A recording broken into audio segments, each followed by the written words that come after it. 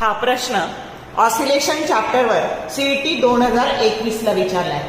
A spring executes SHM with mass of 10 kilogram attached to its free end.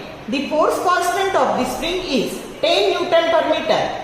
If at any instant its velocity is 40 centimeter per second, the displacement at that instant is amplitude of SHM is 0.5 meter. Option A 0.3 meter, B 0.4 meter, C 0.1 meter and D 0.2 meter. तर आता बघा आपल्याला काय दिलेलं आहे. तर या स्प्रिंगला हे मास लावलेलं आहे.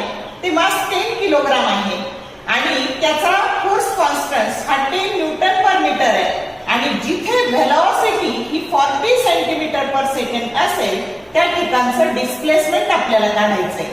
मग आता 40 सेंटीमीटर पर सेकंड म्हणजे 0.4 मीटर पर सेकंड. अँप्लिट्यूड दिलेलं आहे तुम्हाला 0.5 आणि म्हणून मग आता आपल्याला व्हेलॉसिटीचा फॉर्म्युला असतो omega under root of A square minus X square. पैकी हे अँप्लिट्यूड आहे आणि हे डिस्प्लेसमेंट आहे आणि म्हणून ह्या फॉर्म्युल्यात आपल्याला ओमेगा लागणार आहे आणि म्हणून ओमेगाचा फॉर्म्युला असतो under root of k by m. K 10 आहे, एम पण 10 आहे आणि म्हणून ओमेगा 1 आलं. मग आता याच्यात आपण व्हॅल्यू सबस्टिट्यूट करू की स्क्वेअरिंग ऑन जर बोथ साइड केलं आपण तर V square that is equal to omega square that is equal to A square minus X square. मग आता व्ही दिलेलं आहे बघा 0.4. या मध्ये केल्यावर ओमेगा 1 आलंय त्याचा स्क्वेअर 1च येणार आणि ए आलंय 0.5 त्याचा स्क्वेअर मायनस एक्स स्क्वेअर. 0.4 चा स्क्वेअर आला 0.16, 0.5 चा स्क्वेअर आला 0.25 मायनस एक्स स्क्वेअर. मग हे एक्स स्क्वेअर इकडे ट्रान्सफर केले तर X square that is equal to 0.25 minus 0.16 that is 0.9.